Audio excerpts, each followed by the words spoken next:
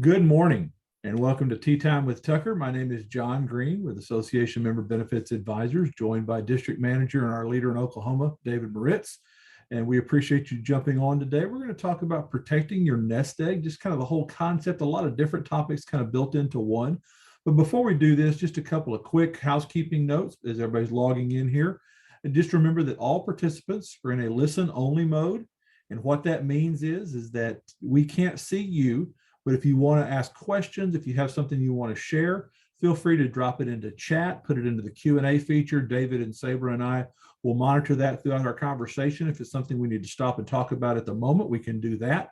And then at the end, what we've had some lot of fun doing is we'll just stop recording. And if you want to ask your question out loud because you don't feel comfortable putting it into the chat, all you've got to do is on the reaction bar, just raise your hand. And we can unmute you and you can share with us whatever question, thought, comment that you have when we talk about that. So you'll notice a couple of things on this screen here. First and foremost, grab a pen and paper. We're going to give you some specific things that you can write down, some value you can take away from you as well. And then also you'll notice this QR code here at the bottom. We're going to show you how to use that QR code if you want to talk about anything else that we have discussed going forward. And so we'll show you how to access some of the information that you want here that David and his team can help you out on. So let's go ahead and move forward, and I'll bring your Executive Director, Sabra Tucker, in here. Let her unmute herself. So I know, has the legislative session ended today, or is it real close to ending, Sabra? What's going on? Oh my goodness. Well, the word on the street is that they will wrap it up by the end of next week. Okay. They're narrowing down all of the budget negotiations. It's sadly, Oklahoma does not have a very transparent process for that other states have, but we do know they are getting close. There's a few little legislative items that we know are kind of in the negotiation process that don't have anything to do with the budget, but that is just kind of how it rolls over there at 23rd and Lincoln. So the good news is that it won't be this Thursday, but we are hearing by the end of next week that they will be finished. And it's kind of sneaking up on us, but this June, the last Tuesday in June is the Oklahoma primary election date. So I know a lot of those people want to get back in their home districts and do some campaigning and get ready for those primary elections. That's the last Tuesday in June. If you want to mark your calendars, don't, as always, usually educators have a high voting rate, especially retired ones. But don't forget to mark your calendars and exercise our privilege and responsibility as American citizens and vote. And John, I see you are showing some fabulous pictures from our OREA convention on the screen. Is that what everyone is able to see? Yes, ma'am. We had a blast. So tell me your thoughts on it. You weren't with us last time, so I want to show these slides again, get your thoughts on the convention. Oh my gosh. Of course, in the heat of the moment, you know, it's a whirlwind for me and the staff as we try to make sure that everyone's needs are taken care of and all of the business gets conducted. But looking at these pictures, I am quickly reminded that, oh, what a great time it was. It was our first convention to be back in session since before the pandemic. And the location was great, and our members, oh my gosh, it was so good to see them in action and taking care of the business of the OREA. I see the top center picture, which is a big check that we always show off the value of our volunteer hours by the giving of our members across the state. And this was just the value of reported hours, over $5 million in community service to the state of Oklahoma's communities. That is significant when we talk about the difference that retirees make every day across our state and in their locals. My goodness, that's a proud moment. And I just see people fellowshipping and coming together. And I do so appreciate our members. And I am always encouraged at every convention just how dedicated they are to making a difference for all retired educators across our state. Absolutely. Like I said, we appreciated the opportunity to be there, our AMBA team as well. So thank you for always inviting us for that. And I know that now there's a lot of local activity going on. So I mean, tell me what's going on out there in the state, because I hear that meetings are happening and people are getting together again and all that kind of stuff. Yes, usually now most of our groups take a hiatus in the summer. Teachers live their life in semesters, John.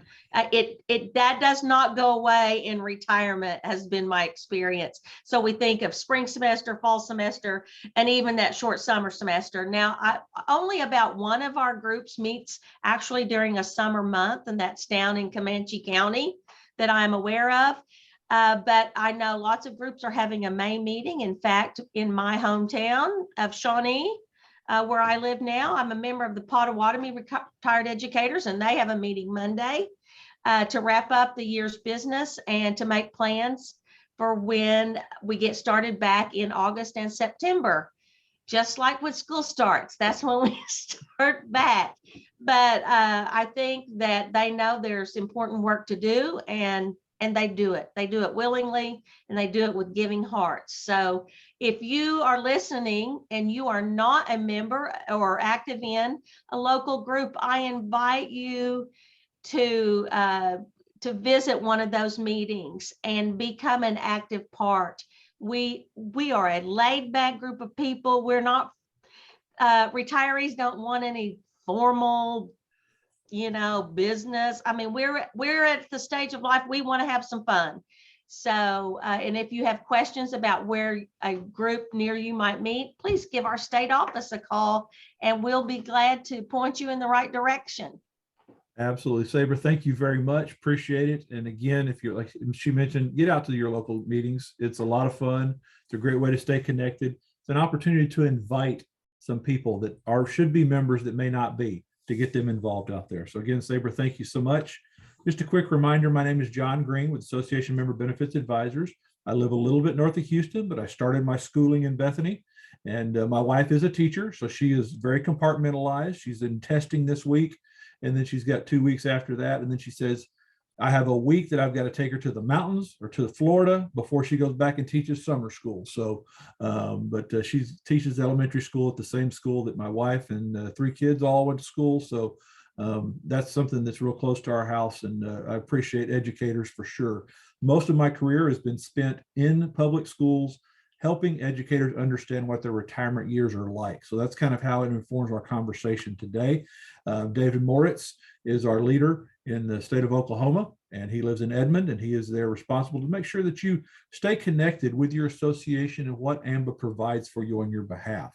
And as Saber mentioned, as we're winding down the legislative session, OREA is constantly keeping a watch on last little minute amendments and things they tuck into bills that could affect pension, pay for active educators, COLAs, things like that, contributions toward health benefits, those type of things OREA does on your behalf at the advocacy level.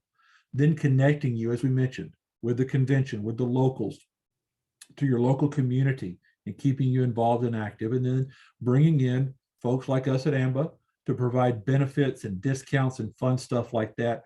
All of that's what OREA does on your behalf. And that's so important that we continue to grow membership in OREA.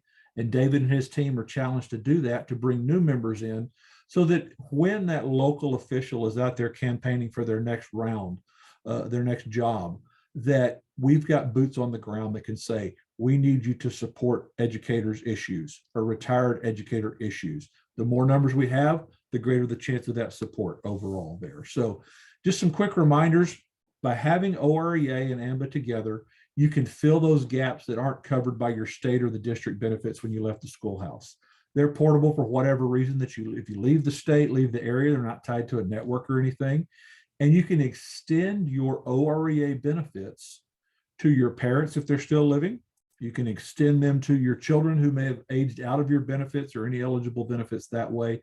And because so many of our retired educators do take on a second job after they leave, when I say a second job, another income earning opportunity after they leave, the proper planning for a parent or for yourself can prevent you or a loved one from having to take off additional time to take care of a loved one. So today we're going to talk about a lot of different things, but we're going to wrap it in this conversation about protecting your nest egg. And we're going to kind of walk through and define what makes up your nest egg. We're going to look at an article that I read a few years back that talked about the 5 biggest threats to your nest egg. And then we're going to give you some examples of ways you can protect against those threats. One of them I have no answer for. If you've got an answer for, I hope you can share it with me, because hopefully it doesn't affect me, but to give you some peace of mind. Because if you turn on the news today and you see inflation, you turn on the news today and you see stock market going down, and you're thinking, and you go to the grocery store and you know the impacts of all that, and you're thinking, well, I've saved all this money all my life. I don't want to lose the purchasing power. What do I do to protect that? So we're going to jump in. And before we talk about those threats, we just kind of want to remind you, there's 3 main components to a stable retirement, things that make up your retirement income in your retirement years. You've got your teacher retirement system, your pension plan. And whether you like it or not, most pension plans are fairly conservative in the manner in which they invest your funds, because they have to produce an actuarial result that says, for the number of members we have, we're going to have enough money to pay them out over a period of time. The better they do that, the greater chances of cost of living increases and things like that. So that's one stool, or one leg of your retirement stool. Then you have Social Security. And Social Security in Oklahoma, because you paid into it, that's good. That's a good sturdy leg. Those of us in Texas, my wife, teachers don't pay into Social Security. So that's a leg that's kind of a little bit wobbly, because it can impact you. So if you've got some Texas teaching time and maybe have moved to Oklahoma, you may want to consider how that impacts that. And then you have this concept, this other leg, this other savings. That's things you may have saved outside of. It could be spouse's pension, could be spouse's 401k. You may have had a 403b where you're putting $25 a week or a month paycheck into some type of a savings plan. But it's all those things that you save up. So that's your 3 legs that make up a stable retirement. And your nest egg is part of that 3rd leg. What your nest egg is not, though, is your active pension, meaning that it is what you're drawing your pension. That is not part of your nest egg. It is not your spouse's Social Security. So think of that as almost like a pension payment, so to speak. It's not your Social Security. Those things are structured payments that are coming in over a period of time in a set formula. It's not your mattress money, or for those of you who pay real close attention to Dave Ramsey, it's not your emergency fund. It's not something that you have, that says, hey, I've got 3 to 6 months of expenses out there that is out there. It's not a structured settlement. Maybe you were in an auto accident or there was a lawsuit and you started receiving money. Again, those payments, that's not part of your nest egg. What could be your nest egg, or what makes up your nest egg, is your 403b plan, your 401k plan, maybe of a spouse, or if you worked before you started teaching, those type of things, any type of individual retirement account, any type of cash balance pension plan. And many companies moved away from the old pension structure, like you're receiving as your teacher retirement, to a cash balance pension plan that left them, after they retired, with just a lump sum of money.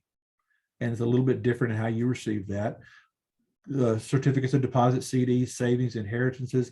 Brenda asked about Bitcoin. Bitcoin, and not to get too deep into this, we could create a whole webinar just on Bitcoin. But Bitcoin, from a savings standpoint, from an investment standpoint, that would be what I would consider part of your nest egg. And Brenda, we're going to talk about this one in threat number 5 to your nest egg. But anything that is not part of a structured payment, Social Security, pension, structured settlement, or your emergency fund, that's your nest egg. So think your bank account, think your savings account, think of those things where you threw money off to the side, which could include Bitcoin, as some way that you knew that you had to keep that 3rd leg of your retirement stool as stable as the other 2. Because the stuff on the left-hand side here, the no stuff, that's going to come. That's boom, boom, boom, you're regular. You've got to protect that 3rd leg out there. So we're going to jump in and talk a little bit about what those threats are. And I pulled this from an article back in USA Today several years ago now, about 4 or 5 years ago now, that listed the top threats to your retirement, to your nest egg. And in no particular order, it was taking care of elderly parents, the death of a spouse without life insurance, boomerang children, a medical crisis, and then overexposure to stock market as you age. And Brenda, this is where we're going to talk about Bitcoin just a little bit in that conversation there. So those are the top 5 threats to your retirement or to your nest egg, to the comfortability of what you have prepared for all of your career to now. Okay. And so we're going to take these one by one, walk through them, and give you some stats around the issue, and then show you some potential solutions. And then I may ask David to jump in here or there because he deals with retirees, members of OREA every day, and some scenarios that have popped up here or there. So the number one threat, again, these are no particular order, so not ranked. Number one threat is taking care of elderly parents. And that you may be the elderly parent, or you may have parents who are elderly, who are older than you. As many teachers retire when they reach their full pension age, their parents are still very active, still healthy, that type of thing. What we find out, and looking at some studies out here, is that 73% of all long-term care is not done in a nursing facility. It's not done by any type of long-term care insurance. It's not done by anything that the Medicare provides for a short 100-day period. It's provided by informal caregivers in home with no compensation. And what that tells me is it means that there's a family member that has to stop their career, change their lifestyle, change their plans to provide care for a loved one. And as emotionally difficult as that may be, physically difficult as that may be, it can be greatly impacting someone's livelihood as well. And you see some of these numbers here that a caregiver advocate, a radio host, mentioned, says, because usually it's the women. Think about this in your family. It's usually your daughters, or you may be the daughter that has to take care of a elderly parent that's struggling. They lose the ability to earn future income. David and I both have worked with individuals who were teachers who had to leave the classroom early to take care of an ailing parent or grandparent. What that meant is that their income stopped, first and foremost, but it also shortened their pension. It shortened the number of years that they used to meet their pension and what their pension was. So it can cost women significantly more income and future earnings and future pension and all that by having to stop and take care of an elderly parent in their retirement. Men can lose just as much or more. And then I was reading an article just this week that since 2020, since COVID really kicked into place, now the time that caregivers have to give care has even lengthened to 5 years or more greater. Now over a quarter of individuals have to provide care for 5 years or more. So that's a significant amount of time that you're not providing income for your family. You're not providing income for college age kids, things like that, and maybe just for your own expenses, your own ability to run your household. So taking care of elderly parents can be a challenge. If you've been on these webinars before with me, my father passed away back in 2020, in October of 2020, after 2-year bout with vascular dementia, spent time in a nursing home.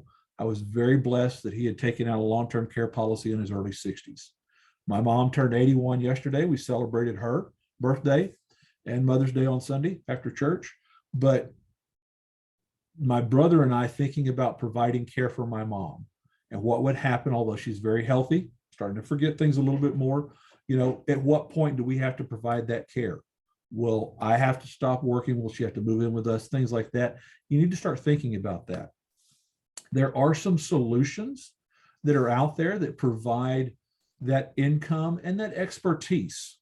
We've talked about long-term care insurance, and if you've been on any of our webinars, long-term care insurance is the most comprehensive opportunity that provides not only for care in some type of a facility, but it also can provide care at home with skilled nursing providers. It can also take care of providing different medical equipment or ways to retrofit your home. It's pretty comprehensive. There are some subsets of that type of coverage that are home health based that would pay for care at home with a skilled caregiver or for shorter periods of time with recovery care. Now, David, I'm going to ask you, we've talked about, David's been on our calls before, and we talk about long-term care as a whole. where are you seeing most retirees now look to solve this potential issue for themselves or for their parents? Are they going the long-term care route? Or are they looking at something a little bit different? Yeah, a lot of people are familiar with, some of the long-term care companies that have dropped off over the years and some of the issues they've maybe dealt with seeing their parents go through it. So the good news is a lot of people are aware that it is out there. And I would kind of say, 50-50, half of them, kind of taking advantage of some type of long-term care policy like the ones that we offer. And the other half that maybe, feel they're better off financially or in a kind of different financial spot are able to take advantage of some of the financial products that we have, such as our tax deferred annuity that does have some long-term care benefits built into it. So we really have, two buckets of ways that people go into. And thankfully, we have a way to help them with both those too. Okay, good. So like I said, there are different levels. It used to be, as David mentioned, and you may have had it with your parents. I had it with my dad. Long-term care or bust basically was what it was. You had just a long-term care plan. In the state of Texas, the teacher retirement system offered a plan through Genworth, which was one of the largest providers. And all of a sudden, Genworth up in last year said, we're not going to do it anymore. After they've been paying into it for many, many years, they got massive rate increases. So there's been some other things that OREA and AMBA have searched out to find ways to protect you in a little bit different manner. And you can use this for your parents. Sometimes it's available to people up to age 89. So you've got a longer opportunity to get in there, that type of thing. So there are some opportunities that are out there for you. The second thing that can be a real scrambler of the nest egg is a spouse passing away without life insurance. And I can think of this from several different ways. And you see the stat here from the life insurance industry organization that says 2 in 5 Americans are going to feel some sort of financial pinch within 6 months of the death of a spouse. Life insurance oftentimes is provided for us when we're working, either through the school system, through your employer, spouse's employer. They have some sort of group plan that you may have coverage for, you can buy access to and buy up a little bit more coverage. Most of that coverage you leave at the schoolhouse whenever you walk out the door, when you retire. It doesn't go with you. So that puts us a responsibility of having some type of life insurance coverage to replace the income that maybe you have from your working years, or depending upon how you chose your pension, you may have chosen the pension payout to where you get 100% as long as you're alive. But once you pass away, your surviving beneficiaries receive nothing. So you can use life insurance for a wide variety of ways to supplement that retirement. You can use it to pay off college expenses, housing, medical bills, things like that. So there's a lot of different ways you can use life insurance that will keep that nest egg from being scrambled. And there's so many different varied types of life insurance. The older we get, of course, just like anything else, it could be more expensive. Sometimes premiums go up. Sometimes coverage stops at a certain age. So there are certain types of policies that you can get that are fixed premium and fixed coverage amount, so that you know that if you passed away and your pension stopped, that your spouse and your family would still continue to receive some sort of income to pay off other expenses, keep the house going, things like that as well. There are a couple of things that OREA and AMBA have, some final expense whole life policies that just simply say you get a flat amount of premium, a flat amount of coverage for a flat dollar amount, and it's just smaller amount, but it will pay for final expenses, cover at least a year's worth of income, something like that. And then for individuals who have health issues because they were covered maybe in a group plan and couldn't get insurance on their own, there are some guaranteed issue life policies that would allow you to at least have some sort of protection for your family and to ease that burden to allow the family to get their financial affairs in order. The third thing that they mentioned in this article about protecting your nest egg is a medical crisis. And medical bills are the leading cause of bankruptcies in America, even though Medicare pays really well, most private insurance pays really well. What we find is that most of the expenses related to the treatment and care after the fact, after a cancer diagnosis, after a heart attack, after a stroke, after some sort of medical care, even it being just simply a knee replacement or a hip replacement surgery, those things are not covered by Medicare. They're not covered by private insurance. And as companies and Medicare and others try to ward off medical inflation and keep their premiums in check, they've started raising deductibles. They've started doing this balanced billing where they're using people outside of networks that could result in balanced billings. And so those things can be a surprise jolt. And then, as I mentioned, and as you know, many educators leave the classroom, but they don't retire 100%. They will go on to work other jobs. Sometimes these chronic conditions, cancer, heart attack, stroke, they can hinder your earning potential as you go forward as well.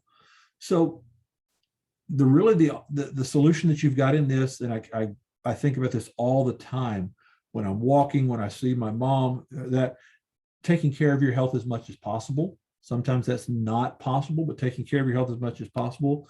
The other thing is to have some sort of a plan that would replace that income or pay for those expenses or give you a lump sum of money if you had a heart attack, if you had a cancer diagnosis or a stroke, that would pay for those out-of-pocket expenses and deductibles and copays that Medicare doesn't pay, that would pay for any lost income, things of that nature.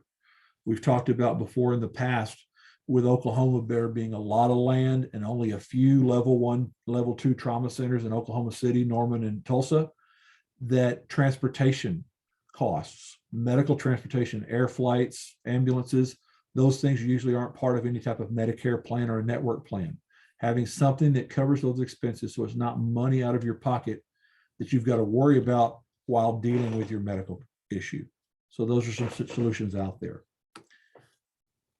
The fourth one is one that scares me. I have 3 children in all various stages of college, marriage, and early career in their 20s.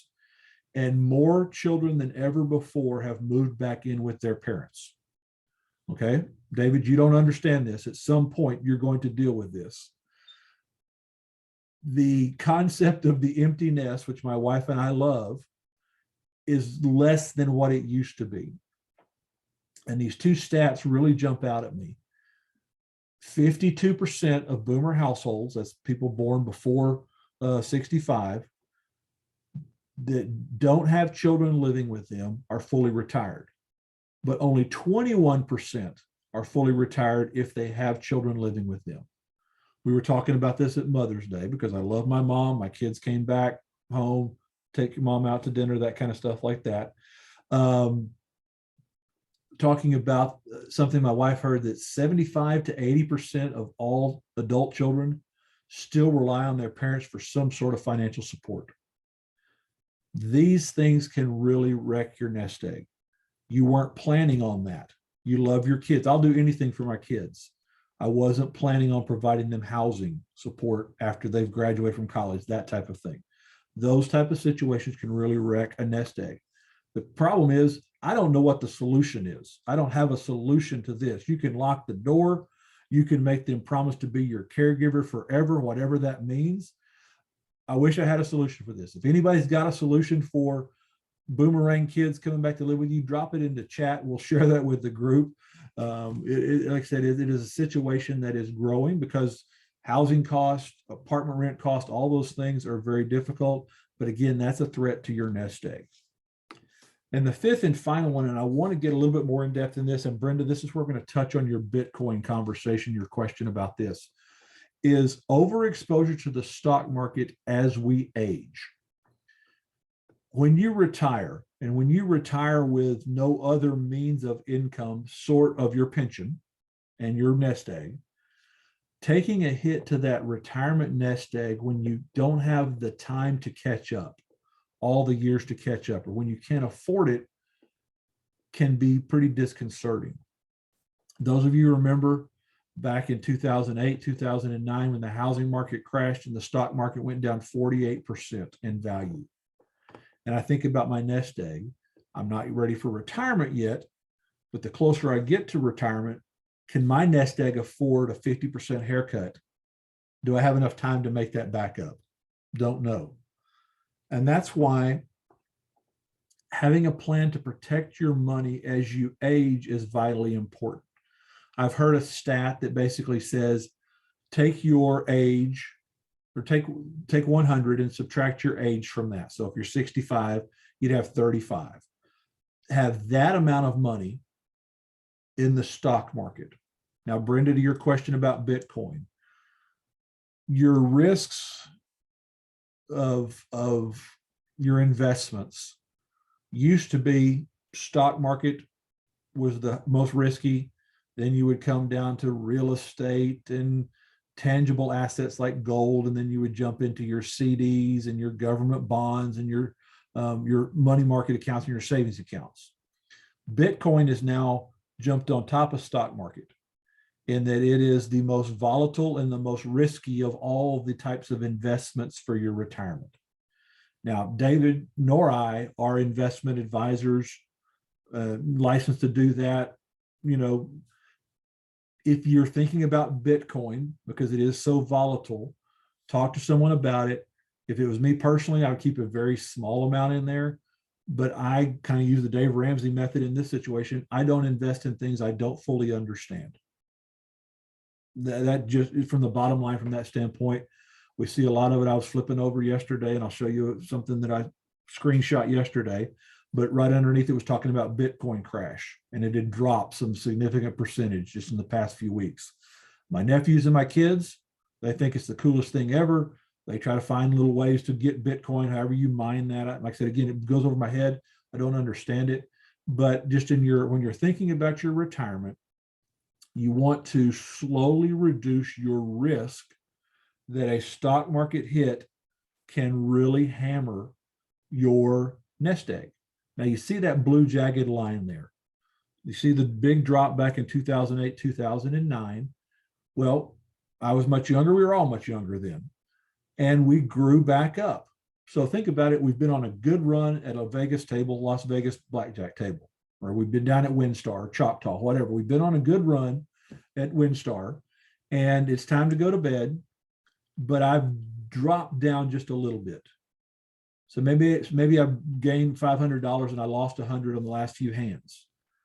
Now, if you're like me, sometimes I'll try to double up to try to catch up. Or is it better for me to just take my $400 winnings, take it off the table, and go to bed a winner for the night? And so we're going to kind of go through that exploration just a little bit as we talk about it, all about protecting your nest egg. And you want to look at history, but history doesn't project the future. If it did, neither David nor I would be on this call today. We would be down with side-by-side yachts down in the Caribbean, and we would be floating and having a great time down there. But since World War II, there have been a dozen bear markets where the stock market has dropped over 30% over a 14-month or more period and taken at least 2 years to recover. So think about that as far as your time horizon. Again, if I knew that this downturn that we're in right now was going to last over a certain period of time, I'd be less nervous about it. But just know that that's what's out there. That's what the markets look like. During coronavirus, during the early COVID stages, we watched our retirement savings lose 30% in 2 weeks. Didn't know what was going to happen, if that was going to be the norm. Fortunately, it bounced back up. You know, you just don't know. But as we get a little bit further in our retirement years, how often can we say we've got more years to make it back up? What do we do about that? So you think, all right, I'm going to put it all into my CDs. I'm going to put it into money market accounts. Well, what are they paying right now? I mean, these are some stats that I pulled up a few months ago. They're not paying much more than this. I think I can maybe make half a point on a money market account. Inflation is rising at 8+%. I have a bad habit of looking at my phone periodically to see what the stock market's doing. Yesterday, I opened it up mid-morning, see about 10:43, so about what time it is now, and it just was all in the red. So I closed it back up real quick. We're down significantly. We're at the blackjack table at night at WinStar, and it's time to take some money off the table because we've had a good climb. Maybe you want to hide a little bit more of that money. You want to protect it. You don't want to lose that money and scramble that nest egg. One possible solution is a tax-deferred asset protection plan. And what that means is you take money that you had maybe in the stock market and you don't want to lose any more. So you take it off the table, but you don't want to necessarily pay taxes on it right now. You want to defer those taxes even further so that you're not having to pay taxes on maybe some money that you've lost out there. And there's a plan that OREA endorses that provides you, much like your pension, a lifetime income, totally safe. It gives you competitive returns. It allows you to participate in the ups of the stock market, but no downs in the stock market. And so you don't have to worry about that red box jumping down whenever you see that. Because most of us aren't afraid of dying, but most of us are afraid of outliving our income. And so we don't want to do that. And this provides you for that. Okay. So the thing I like about this plan is for several reasons. And David kind of touched on this a little bit earlier. Unlike a long-term care plan, there's not any underwriting, so there's no health issues. This type of plan allows you, again, to participate in the upside of the market, the stock market, without any risk of loss. So if it gains money, you gain money. If it loses money, you don't lose anything. You lock in what you gained last year. Why I like it is because of the long-term care benefits. As I told you, my father had dementia. Because he had dementia and family history, it's more difficult for me to qualify for long-term care, more expensive and more difficult. I was able to take an old cash balance pension plan from a previous company, put it into this plan that OREA endorses, defer my taxes. I don't pay any taxes on it. I get growth when it grows. I don't lose any money in it, but it's got two long-term care features in there that I really like. That if myself or my wife has to be confined into a long-term care facility, it allows me to pull out how much money I need without any penalties. And if I've already started to take a monthly paycheck off of it and I have to have long-term care, it will automatically double my paycheck. Now, you can't call the pension system in Oklahoma and say, hey, I've got to have long-term care, double my pension check. This allows you to do that. Now, David, I'm going to ask you again, you've had a lot of people, a lot of your folks, Mandy and Paula and others have been placing OREA members in this plan. What has been the most prevalent reason, for lack of a better term, that people are looking at this? Yeah, I would say, not even like a 50-50 split, like I mentioned earlier, an overwhelming majority is where their money is right now is more in line with the slide you just had up there a couple slides ago of they're making 0.2, 0.3, point nothing, and where they have it might even be a little riskier and they have fees coming out. And after their fees, they're only making that small amount of money. And so the upside for what our, protection plan has is, by and large, the number one reason, while also being a safe investment. So that's what I've seen just as the overwhelming majority for them. Okay, great. Thank you. Janet asked a question, and Janet, I always appreciate your questions. She asked, what is the company that provides this? And that's a tremendous question for several reasons. Emeritus is the company that provides this. Emeritus has been around since before the Civil War, so they're not a fly-by-night company by any stretch of the imagination. They are extremely strong, extremely stable. That is what AMBA and OREA does on behalf of you as members of the association. Our goal is to search out the best, the strongest, the companies that provide the best service, but more importantly, are going to be there for you when you need them to be.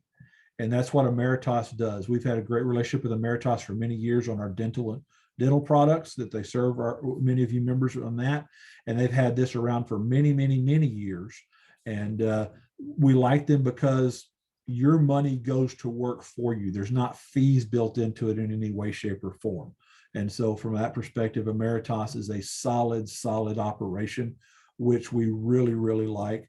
And they are, like I mentioned, strong, tremendous customer service, and they are conservative to the point that they want to make sure that OREA members are protected and their money is there when they need it to be. So super question, Janet. Appreciate you asking that. And then I'd encourage you to check out the chat. We did have someone that jumped in here and talked about, it was Ovidia. I hope I didn't mispronounce your name that way, talking about the responsibility of when your kids come back home, that type of stuff, as far as following rules and setting those rules down there. So appreciate you sharing that. Okay. Brenda asked about when can you start taking money out when I'm 59 and a half. All right. Certain types of plans, depending upon the type of plan that you've got, and 59 and a half is usually that year that you can take it out without penalty. Okay. Because of the tax laws and things like that. With this particular plan, depending upon how you put your money in, there is a period of time that if you take it all out, there would be a sliding scale penalty, surrender penalty. However, you can take out a certain percentage every year without penalty. So if you're looking for a short-term situation like a 6-month CD, this may not be for you because you need that money. But if you're 59 and a half, or like in my situation, I did one when I was 55, I put it in there knowing that I was not going to access it for 10 years till I was Social Security eligible, sort of in that area. But if I needed it, I had the ability to take out an emergency withdrawal without any type of penalty.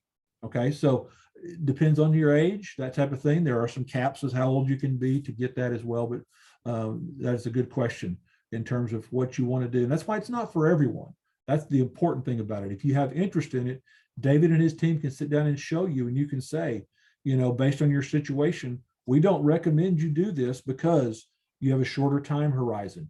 You need this money. It needs to be mattress money, things like that. So again, that's what you need it for and how that works there. But some great, tremendous questions out there.